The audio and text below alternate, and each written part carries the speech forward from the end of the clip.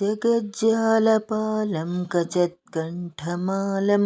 सरश्चन्द्रभालं महादैत्यकालं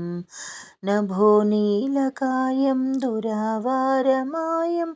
सुपद्मासहायं भजेऽहं सदाम्बोधिवासं कलत्पुष्पहासं जगत्सन्निवासं सदादित्यभासं गदाचक्रशस्त्रं लसत्पीतवस्त्रं हसच्चारुवक्त्रं भजेऽहं रमाकण्ठहारं श्रुतिव्रातसारं जलान्तर्विहारं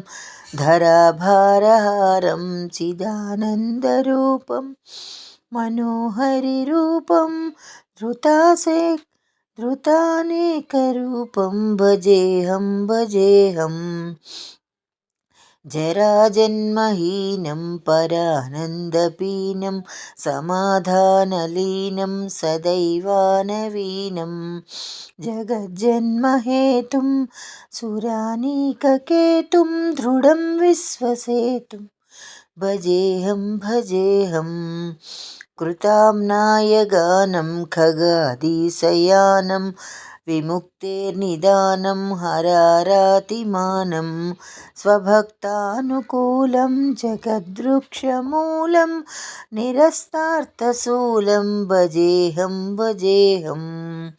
समस्तामरेशं द्विरेफाभकेशं जगद्बिम्बलेशं हृदाकाशदेशं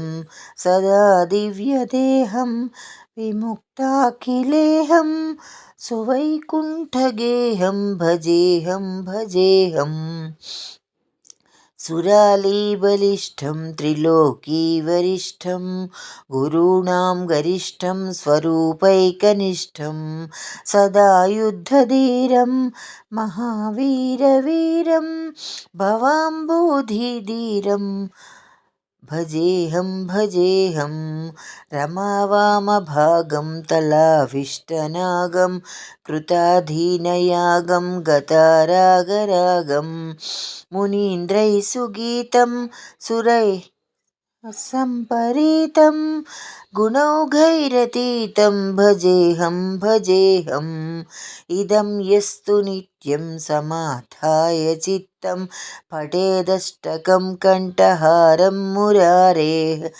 न विष्णोर्विशोकं ध्रुवं याति लोकं जराजन्मशोकं पुनर्विन्दते नो इति श्रीमत्परमहंस स्वामी ब्रह्मानंद विरचितं श्रीहरिस्तोत्रं सम्पूर्णम्।